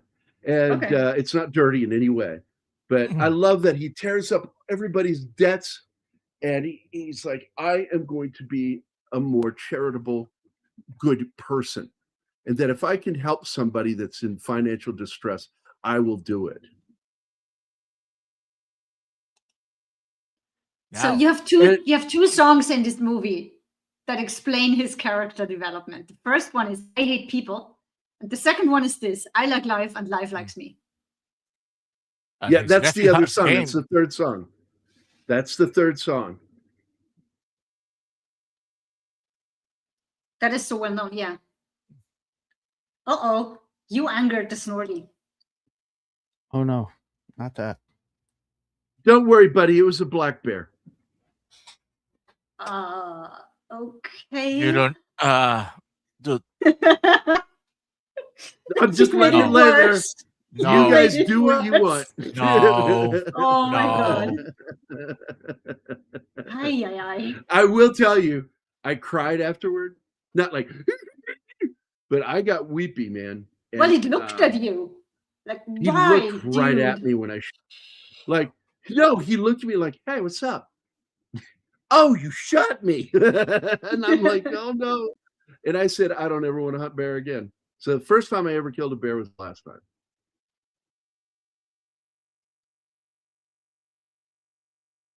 No, I'm not going to do it because you wanted Slasher. No, I like that movie. It's a good film. You got the story about Gale Sayers, isn't it? Or Brian Piccolo. It's Gale Sayers is played by Billy D. Williams in the movie. D. Williams. James Caan plays Brian Piccolo, his fullback. Yeah. Snorty in filming that movie, they didn't want the studio network didn't want James Caan. This is something that got pushed. They said he can do it. He goes, we only know him from like action movies where he's a tough guy. He goes, he can do it. And he did it. And oh my God, he nailed that role. No, I absolutely agree. That would be a good film to cover, man. Write that one down. Anyone? Yeah, Brian's song. Look, it's the guy. It's it's the movie that sports fans cry watching. I mean, they really do. It's say it again, Gary. What am I writing down? Brian's I forgot. Song is the name. Oh, that was it. Brian's. I'm being an asshole. I didn't forget it. Yeah. I suddenly have an image in my head of Gert hunting ducks, looking like Elmer Fudd. Be very, very quiet. I'm hunting ducks. It's duck season. I love that fight between Bugs Bunny. Yeah, that's the one. I love that fight between Bugs Bunny and Daffy. No, it's not. It's duck season. No, it's rabbit season. They keep. He finally he reversed psychologism. Rabbit season. I say it's duck season, and I say fire. Oh, this is so funny. Okay, when they blast. They don't know. They don't recognize Scrooge, and then he pulls down his beard, and the wife freaks. He screams because he goes like this real quick. He pulls it off and puts it back on really quick, and she goes. Oh! She hates him, but then she ends up. And then, of course, he makes it. Not only gives him a raise, but he raises the part he plays in the business from being a clerk to being something else. I really love that. And he promises them to do whatever is necessary to get Tiny Tim healthy again, which is the biggest when I gift pause you it, can give. When I pause it, it reminds me of that night when I got really fucked up. And I was at my friend Brian's house, him, his wife, Marshall, his wife, and my ex. And we didn't bring Zoe with us. We had her at grandma's. And we went there and partied. I got hammered. And on top of that, got fucking super high. Again, perfect angle. Did you see that? Full. He got full, ladies and gentlemen. Full. And also, they are singing the song again that they were singing when they were when he died and they took his coffin away. Thank you very much. Yeah. But now they thank him for a good reason. Yeah, not for being dead, but for again. He's extinguished all the dead. I'm pausing it here just so I can get this out. Again, look at how they shot this. Those buildings, as they go back, get smaller and smaller. And it's done perfectly. I swear to God, that looks like a long street, but it's not. God, it's gorgeous where they shot. They do it like that on a stage. It's just more obvious because you don't have that much space on a stage. Well, it depends at the angle you're sitting. So it changes perspective. That too, yeah. And it's the way they shot this that it works. If they shot at the wrong angle, it won't work. Oh, Punch and Judy. Yeah, we have that here, but it's always Caspel and Seppel. And Caspel is usually beating up a wolf or a crocodile or a bandit. Now there's another, as I recall, a Christmas movie is Casper. The first one. I wouldn't mind watching it because I enjoyed that movie. It might be. I don't remember. It's been a while since I've seen that one. Yeah, Bill Pullman, Christina Ricci, some unknown kid playing. First, he's Casper the Friendly Kid, which I think is a mistake to show that. Because then you got to go, oh, it was a kid and he died. Oh, that just brings me down. It's like, why do you add that story in there? But they do. It's a love story between Casper and the girl. And I enjoyed the fucking film. I also enjoyed it when a few people make cameos in the movie, and one of them is specifically Dan Aykroyd as Venkman from Ghostbusters. He's got the name tag on everything. He goes, you need to call somebody else, which is a joke about Ghostbusters. Who are you going to call? Ghostbusters. Marty Feldman did the same sketch. It's the exact same sketch, Reed. It was done with Marty Feldman on his show, and then they did the same skit later on Monty Python. There was a close relationship between those guys. All of them. All the early television pioneer comedians that started little variety shows, oddball stuff. In fact, Peter Sellers, that's how he got his start. And I do believe the show he did featured one or two of the Monty Python crew in their early days, as well as on Feldman's show. And I love that he just walks away. He's Well, he has to get completely ready for elated. Christmas dinner, and he's exhausted.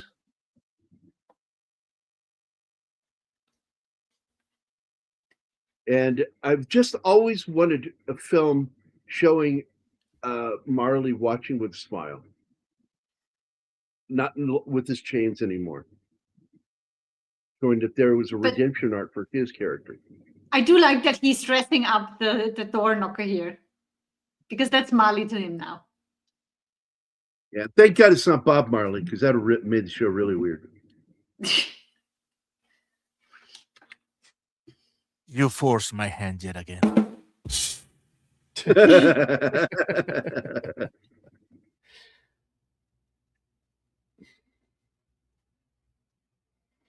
Made at Sepperton Studios, London. What a great movie. I was in such a good mood after watching that yesterday.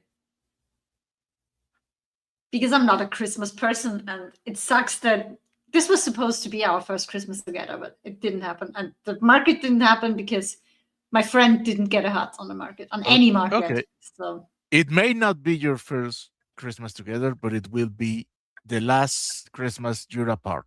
There you go. We are hoping for that. We are hoping for that. They could still drag it out, but I'm quite sure.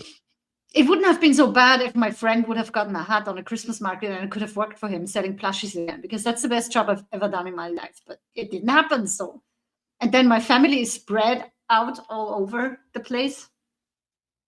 So the cool thing about Christmas though is my sister gave birth 2 days ago to a little Oscar. Nice. So that was beautiful. And I tell you, I saw the photo of the baby and her. And their dad, God, the dad threw himself right in the front of the picture. Photo bombed the photo of her and the baby. It cracked me up. I'm like, that's funny. And that baby was so beautiful, man. And what's even more beautiful is your sister looks so gorgeous. She really does. She glows in that photo. Oh yeah. And she was also glowing in that picture where she was clearly popping. She was ready to go, sitting there drinking her tea and shit. But she looks so much like you. All I could see was you, like that. I'm like, God, man, you would be so fucking hot. She doesn't really, like, when we're next to each other, her face is way more square than mine. But the angle. Yeah, but that angle, photo, yeah, no, totally, yeah. I see myself. Her face looked very much like you. Time for me to head off. Great show. Mooey Quishmish, everyone. Well, Merry Christmas to all the poo-poos. And have not one, 2 seals today. And I went through my Ebenezer Scrooge alteration by never killing a bear again after that. I couldn't even keep the tooth. I had one of the teeth and I gave it to Jim Woodward. I said, I want you to have this because I don't want it anymore. So please, Snorty, forgive him. He's a good bear. He's naughty, but he's a good bear. He's not. Yeah, he is. He's very good. He's a bad bear. He's a nice bear. He's just naughty. He's a naughty. Always he's a naughty bear sometimes. It's like people go, I was bad. I'm like, no, I'm not really bad. I'm just naughty. Or as they would say on Cowardly Dog, I love that show, Courage, the Cowardly Dog show. When his mother's cousin comes for a visit, he's a barber. And the way he would say this just cracked me up. He goes, and that's when I became naughty. It's so fucking funny. Oh my God. I love that show. I used to watch it with my daughter. And it's almost like a sci-fi show because so much weird shit happens that he's got to figure out, the dog, because nobody else seems to notice it, that this shit's about to go down. They're being invaded, or like a psycho killer, which is what that whole thing with the cousin, he was a fucking killer. And that's when I became naughty. So, yep. That's a fun movie. If you've never seen this version of the film, don't wait to see it. Go watch it. It's a great little musical. I do like the fact that there's a lot of talking. I dislike stage productions, whether it's opera or musical, where everything is sung. And I'm just like, oh my God. No, opera is supposed to be that way. it's just exhausting for me. That's why I gave up. And musicals that do it annoy me. It's like, oh my God, fucking talk and then break into song. Musicals always have dialogue. And the genre that would work for you probably is operetta, because that's half dialogue, half songs. So let me get into this. I want to wish a Merry Christmas to Gambit, Snorty, Slasher Fred, Ariel Billette, Shinatsky, Andy Morrow, E. Clay Thomason, Zax, of course, Zax, Shirley Levis, who has already left. I hope she has a wonderful Christmas. She went through so much in her life with her husband, and God bless her. She's a good person. Read by Nature, Vickman's Girl. I wish you all the merriest of Christmases. I hope you have a great Christmas Eve. Remember, be careful, be safe. Don't drink and drive, man. Don't drink and drive. I'm a former paramedic, and I'm just telling you, man, you don't want to look like that. There is no reason in this day and age. And this is a guy, I've had 2 DWIs in my life. I was a bartender for 18 years. It's kind of a, sometimes it happens to you, but you should, there is no reason to ever drive drunk. DWI sounds nicer than DUI. I don't know why in my head. Yeah, right. It's almost like being funny. DWI. Right. DWI. I didn't DUI. I DWI. Oh, that's cool. That's better. But there's no reason to do that. I mean, there's too many people that'll pick you up for nothing. You won't even have to pay for it. I did it one time, and I got so pissed at my roommate. I said, we are now no longer, because I told him, you shouldn't have let me drive, because I was fucked up. And I had been drinking Irish car bombs like all night. Think about how much fucking booze I drank. I must have drank 8 fucking Irish car bombs in a period of like 2.5 hours. Irish car bomb. Oh my God. That is a pint of Guinness and a shot of Irish whiskey dropped in. And then you just down it. Yikes. It is something else, man. And I Merry like Christmas from Rocket Kitty and me. Merry Christmas from my baby. I love you so much. And I love you too, Anima. I love you, Anima, as well. Nah, fuck you. No points this round, Mr. Kissel. No. Okay, let's be British about it. Neil. 6-0. Zilch. All those Christmases will be lost like tears in rain. Time to die. Merry Christmas, man. I'm just so happy to hang out with you guys on Christmas Eve. This is fun. I should be drinking, but I'm not going to drink until Dude, I hate when you quote that scene. There you go. One of the greatest scenes in movie history. DWI sounds like a radio station name. Right? It does. It does. To DWI. Welcome to another night of music here on DWI.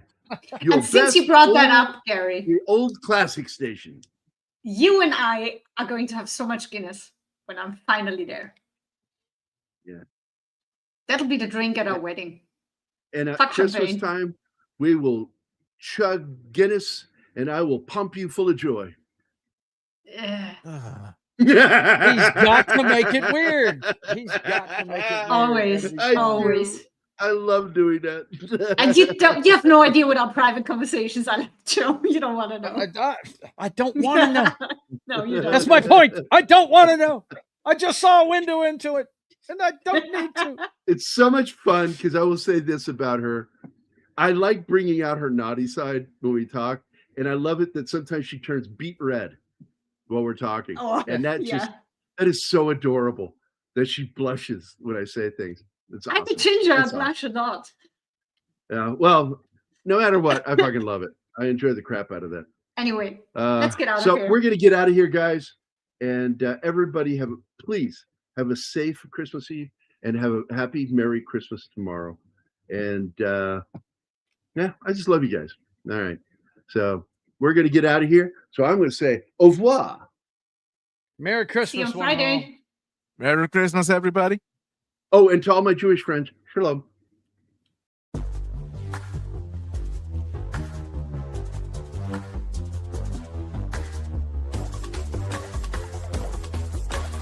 Oh, look, Lost for Words joined us right at the end. Merry Christmas, man.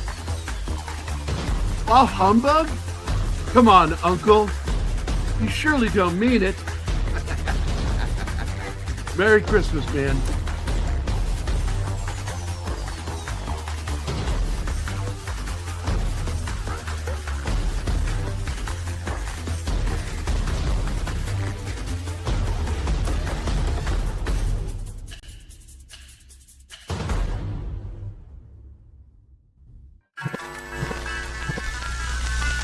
Y'all come back now, you hear?